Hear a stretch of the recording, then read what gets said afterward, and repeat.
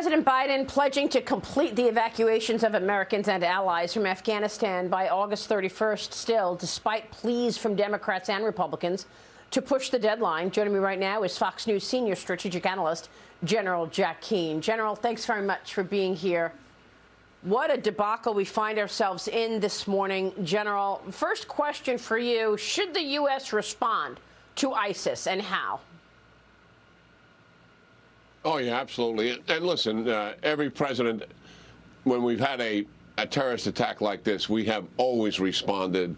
We've always had the patience to stick with it, the dogged determination to focus on it.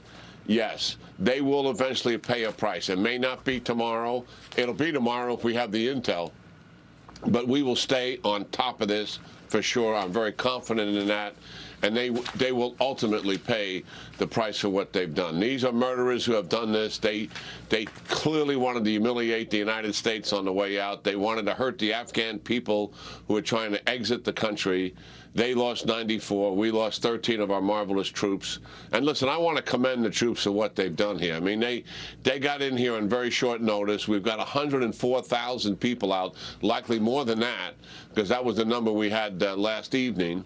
And I'm sure they've been flying all day today in Afghanistan. And that is really significant, Maria, in terms of the amount of people now who are going to be free from the tentacles of the Taliban and have a life to go forward and lead. Heart goes out to the family, certainly, of the tragedy that took place yesterday. Well, our hearts, of course, go out to the families, and it's a dark day, knowing that we lost these 13 incredible heroes when, in fact, we knew that an attack was coming, General. Okay? On Sunday, Tom Cotton and Secretary Pompeo both told me that they are expecting an attack. The Biden administration ramped up the terrorism worries that there was something imminent that was about to happen. How did this happen that we lost 13 of our heroes when we knew an attack was imminent? Yeah, well, that's going to be looked at for some time. I think a couple of problems that we had here. One is we certainly had excellent security at the airport itself. We brought in multiple brigades of infantry soldiers to do that. We put a division commander of the 82nd Airborne Division in charge of those troops that were there. They were Army troops and Marines. But the problem is we didn't have an outer cordon to protect the airfield is something we would normally want to do. In other words, have a security space from that outer cordon to the airport that we're in control of.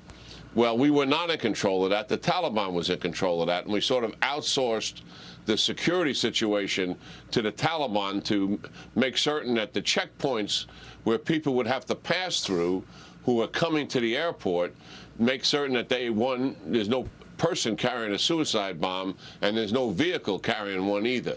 Well, obviously that broke down, and the terrorists were able to penetrate those checkpoints. We were not manning those checkpoints. The Taliban was manning that checkpoints. In my own view, either we should have been at those checkpoints with the Taliban or we should have been manning them by ourselves.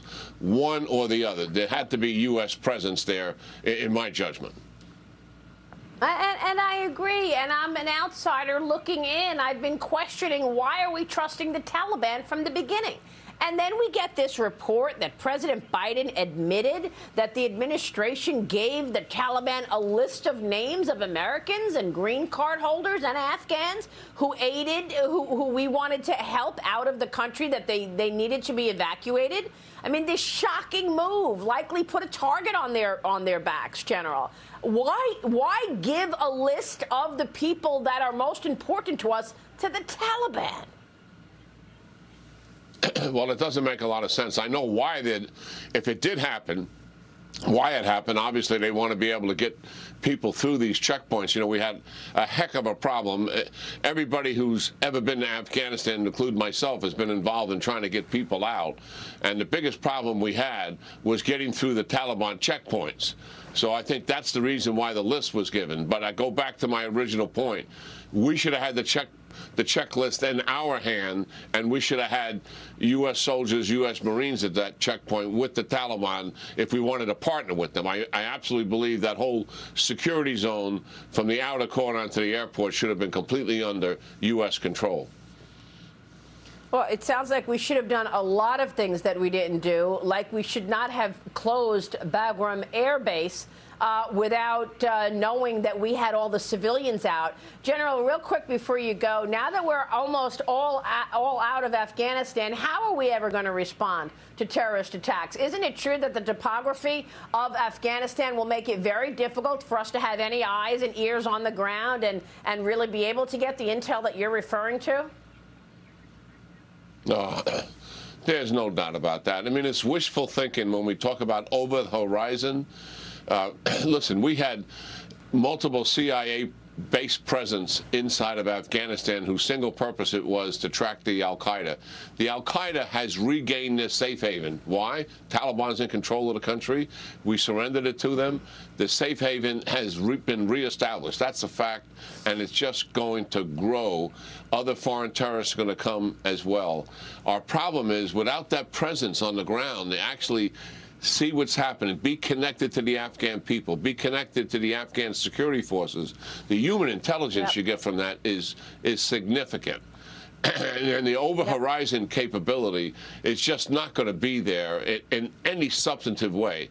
Listen, are we going to attempt to do that? Will we do the best we can? Of course we will. And we'll put our shoulder into this quite remarkably.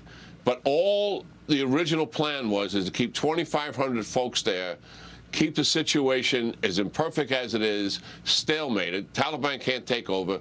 Government can't defeat the Taliban. But we can make certain that there's no terrorist haven being formed in Afghanistan. That was the purpose. We pulled that out. It's going to be very difficult to have that kind of clarity on what has taken place, even more so now when we know that foreign terrorists are going to come to Afghanistan, because they have never had a nation state before like they have now. And obviously the Taliban are the premier radical Islamist organization in the world. Recruiting's going up, financing's going up. The world's become a more dangerous place as a result of it. And let me just add this. Ending this so-called forever war, I mean, we have expanded this war, and that's very obvious, and our intelligence agencies are very much aware of it. We all need to say a prayer this morning for our heroes on the ground, our incredible troops, and for America in general. We are in dangerous waters. General, thanks very much for weighing in this morning. General Jack Keane. We'll be right back.